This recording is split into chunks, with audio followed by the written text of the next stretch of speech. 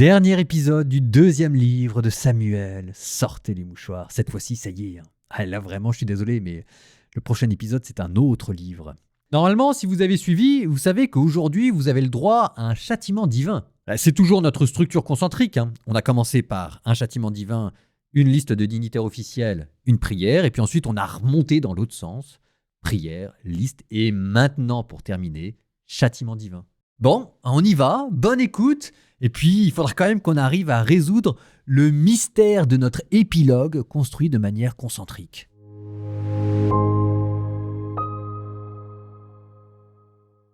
Chapitre 24. La colère du Seigneur s'enflamma de nouveau contre Israël. Le Seigneur incita David à nuire au peuple. Il lui dit « Va, dénombre Israël et Juda. » Le roi dit à Joab, le chef des armées qui était près de lui, « Parcourez toutes les tribus d'Israël de Dan à Beersheba et faites le recensement du peuple afin que je connaisse le chiffre de la population. » Joab dit au roi, « Que le Seigneur ton Dieu accroisse le peuple au centuple et que mon Seigneur le roi le voie de ses yeux. Mais pourquoi mon Seigneur le roi veut-il une chose pareille ?» Néanmoins, l'ordre du roi s'imposa à Joab et aux chefs de l'armée. Ils sortirent de chez le roi pour faire le recensement du peuple d'Israël. Ils passèrent le Jourdain et campèrent à Aroër, au sud de la ville qui est au milieu de la vallée, dans le territoire de Gad, puis partirent vers Yazer. Ils arrivèrent en Galaad et dans le pays d'en bas à Otchi. Ils poursuivirent jusqu'à Dan-Yahan et jusqu'aux alentours de Sidon. Ils entrèrent dans la ville forte de Tyr et dans toutes les villes des Hivites et des Cananéens. Puis ils partirent pour le Néguev de Juda vers Beersheba. Ils parcoururent ainsi tout le pays et rentrèrent à Jérusalem au bout de 9 mois et 20 jours. Joab donna au roi les chiffres du recensement. Israël comptait 800 000 hommes capables de combattre et Juda 500 000 hommes. Mais après cela, le cœur de David lui battit d'avoir recensé le peuple et il dit au Seigneur « C'est un grand péché que j'ai commis. Maintenant, Seigneur, daigne passer sur la faute de ton serviteur, car je me suis vraiment conduit comme un insensé. » Le lendemain matin, David se leva. Or, la parole du Seigneur avait été adressée au prophète Gad, le voyant, attaché à David. « Va dire à David, ainsi parle le Seigneur, je vais te présenter 3 châtiments. Choisis l'un d'entre eux et je te l'infligerai. » Gad se rendit alors chez David et lui transmit ce message. « Préfères-tu qu'il y ait la famine dans ton pays pendant 7 ans, ou bien fuir devant tes adversaires lancés à ta poursuite pendant 3 mois, ou bien la peste dans ton pays pendant 3 jours? Réfléchis donc et vois ce que je dois répondre à celui qui m'a envoyé. » David répondit au prophète Gad, « Je suis dans une grande angoisse. Eh bien, tombons plutôt entre les mains du Seigneur, car sa compassion est grande, mais que je ne tombe pas entre les mains des hommes. » Le Seigneur envoya donc la peste en Israël dès le lendemain jusqu'à la fin des 3 jours. Depuis Dan jusqu'à Beersheba, il mourut 70 000 hommes.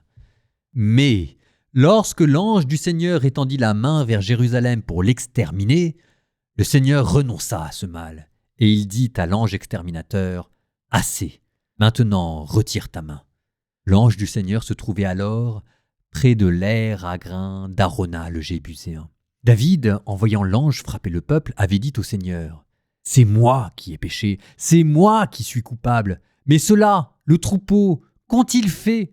Que ta main s'apesantisse donc sur moi et sur la maison de mon père. » Ce jour-là, Gad alla trouver David et lui dit, « Monte, élève un autel au Seigneur sur l'aire d'Arona le Jébuséen. » David monta donc suivant la parole de Gad, comme le Seigneur l'avait ordonné. Arona regarda et y aperçut le roi et ses serviteurs qui se dirigeaient vers lui. Il sortit et se prosterna, face contre terre, devant le roi. Arona demanda alors, « Pourquoi mon seigneur le roi vient-il chez son serviteur ?» David lui répondit, « Pour acheter ton aire à grains afin d'y bâtir un autel, et le fléau s'écartera du peuple. » Arona dit à David, « Que mon seigneur le roi prenne et offre en holocauste ce qui lui semblera bon. Voici les bœufs pour l'holocauste Et pour le bois du feu, les traîneaux à battre le grain et les pièces de l'attelage. Ô roi, tout cela, Arauna te le donne. » Puis il ajouta, « Que le Seigneur ton Dieu agrée ton sacrifice. » Mais le roi dit à Arauna, « Non, je veux te l'acheter et t'en payer le prix. Je n'offrirai pas au Seigneur mon Dieu des holocaustes qui ne me coûteraient rien. » David acheta donc l'aire et les bœufs pour 50 pièces d'argent. Là, il bâtit un autel pour le Seigneur, puis il offrit des holocaustes et des sacrifices de paix. Le Seigneur redevint favorable au pays, et le fléau s'écarta d'Israël.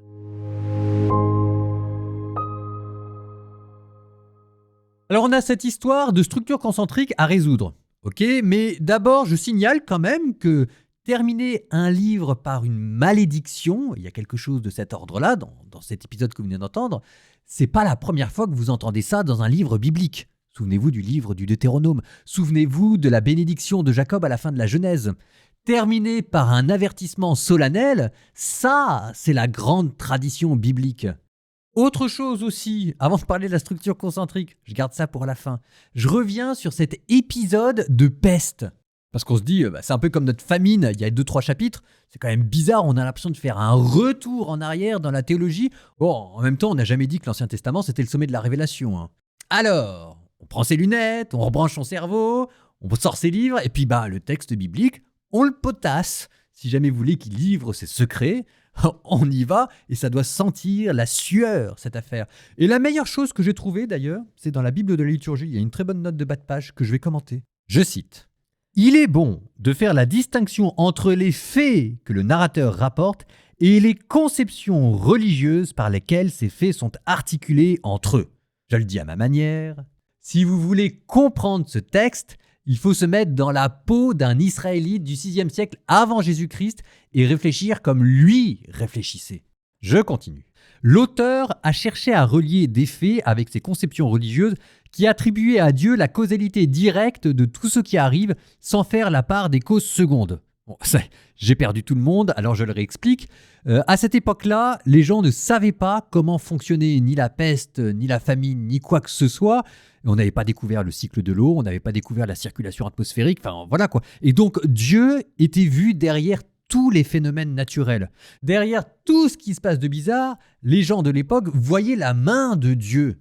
Et en fait, c'est là où c'est eux qui ont raison, et c'est là où on voit l'inspiration biblique, c'est que même dans des phénomènes naturels qui pour nous sont purement réductibles à des phénomènes scientifiques, eux arrivaient à avoir la grande trame morale de l'histoire et de Dieu qui se révèle dans sa justice et sa miséricorde. Donc, mettez-vous à leur place maintenant. Qu'est-ce qu'ils se sont dit ? Ils ont vu qu'il y avait une peste qui touchait un pays. Donc pour eux, cette peste, c'est forcément un châtiment infligé par Dieu. Parce que tout simplement, ils ne peuvent pas l'expliquer autrement. Donc, ils se disent, si la peste touche tout le monde, ça veut dire qu'une faute a été commise au niveau national. Et vous voyez qu'il y a un certain sentiment de justice qui est ici. Et ils regardent le dernier événement national qui a eu lieu, et c'est un recensement. Alors là, maintenant, on essaye de faire le lien entre une peste et un recensement. Pour nous, un recensement, c'est pas quelque chose de mauvais, parce que c'est avec ça qu'on peut faire des sécurités sociales ou des trucs comme ça. Mais à l'époque, un recensement, c'est un moyen d'augmenter les corvées et de pouvoir réquisitionner tout le monde pour la guerre. Enfin, ça veut dire quoi ? Dieu n'est pas venu fonder un empire militaire ? Et vous avez Joab lui-même qui vous met en garde. C'est quand même curieux, parce que Joab, il n'est pas connu pour être le plus tendre.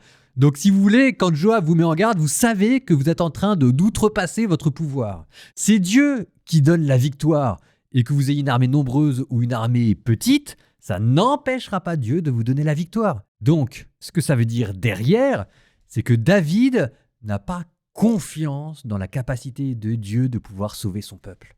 Bref, il y a faute politique, il y a faute religieuse, d'où châtiment national, parce qu'il y a une solidarité entre le roi et le peuple. Le roi et le peuple, c'est la même chose, c'est le même lien qu'entre la tête et le corps.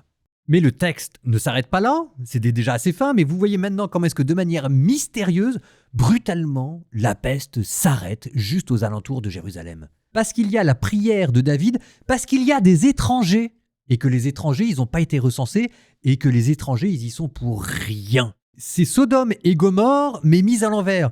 Sodome et Gomorrhe, c'était des villes injustes qui avaient été sauvées. Enfin, d'ailleurs, elles n'avaient pas été sauvées, mais Dieu avait pris soin de sauver le juste qui était Lot au sein de Sodome et Gomorrhe. Et là, de la même manière, Jérusalem, à cause du recensement, est une ville maintenant constituée de pécheurs, mais que Dieu sauve parce qu'il y a un juste, un innocent à l'intérieur, et que, ironie du sort, c'est un étranger. Et c'est là où on se dit, quand même, la Bible, parole de Dieu. Et quitte à spoiler d'ailleurs, c'est sur ce terrain-là que sera construit le temple de Jérusalem. Étonnant, non? Toute cette histoire de peste, c'est beaucoup plus subtil qu'il n'y paraît. Vous noterez en passant l'évolution du rôle de David tout au long de ce chapitre. Il est passé, début de chapitre, de la figure d'Adam, à cause du péché d'un seul, c'est la multitude qui a été constituée pécheresse, à la figure de Jésus qui prend sur lui le péché du peuple pour le sauver. Et ainsi s'achève, et ce chapitre, et le livre de Samuel. Alors concluons en essayant de résoudre le mystère de cette structure concentrique de notre épilogue.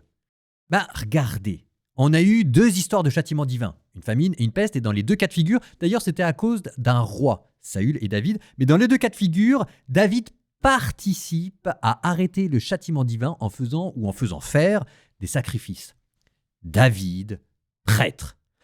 Ensuite, vous avez eu des listes de dignitaires pour exalter la puissance de l'armée de David, d'ailleurs pas tellement dans le nom, mais plutôt dans la bravoure. Et cette fois-ci, c'est David, roi. Et puis au milieu de tout ça, vous avez eu 2 prières, un psaume d'action de grâce et une prophétie. Et cette fois-ci, c'est David, prophète. David, prêtre, prophète et roi qui accède dans cet épilogue à un statut quasi divin, de prêtre un peu mystique, légendaire, même si l'épilogue a bien soin de vous montrer les petits accros dans la tunique royale de David, qui fait des sacrifices humains, qui est à l'origine de la peste, qui a peut-être volé la victoire de David et Goliath. Donc David, c'est pas Dieu, David, c'est pas Jésus, n'empêche que derrière David, il y a l'ombre de Jésus. Souvenez-vous de la manière dont David a répondu à Absalom en tendant la joue droite. Nous terminons par une prière. Je vous propose de terminer par un psaume. Vous savez que les psaumes sont attribués à David. Tous les psaumes que vous avez entendus, il paraît qu'ils viennent de lui. Et un des psaumes que j'aime énormément, c'est le psaume 50 qui, paraît-il, a été composé par David au moment de son épisode avec Bethsabée pour demander pardon à Dieu. La plus belle confession de foi d'un pécheur et qui, je trouve, marche bien avec l'épisode d'aujourd'hui parce qu'il est encore question d'un péché. Au nom du Père et du Fils et du Saint-Esprit, Amen. Pitié pour moi, mon Dieu. Dans ton amour, selon ta grande miséricorde, efface mon péché. Lave-moi tout entier de ma faute. Purifie-moi de mon offense. Oui, je connais mon péché, ma faute est toujours devant toi. Contre toi et toi seul j'ai péché, ce qui est mal à tes yeux je l'ai fait. Ainsi tu peux parler et montrer ta justice, être juge et montrer ta victoire. Moi, je suis né dans la faute. J'étais pécheur dès le sein de ma mère, mais tu veux au fond de moi la vérité, et dans le secret, tu m'apprends la sagesse.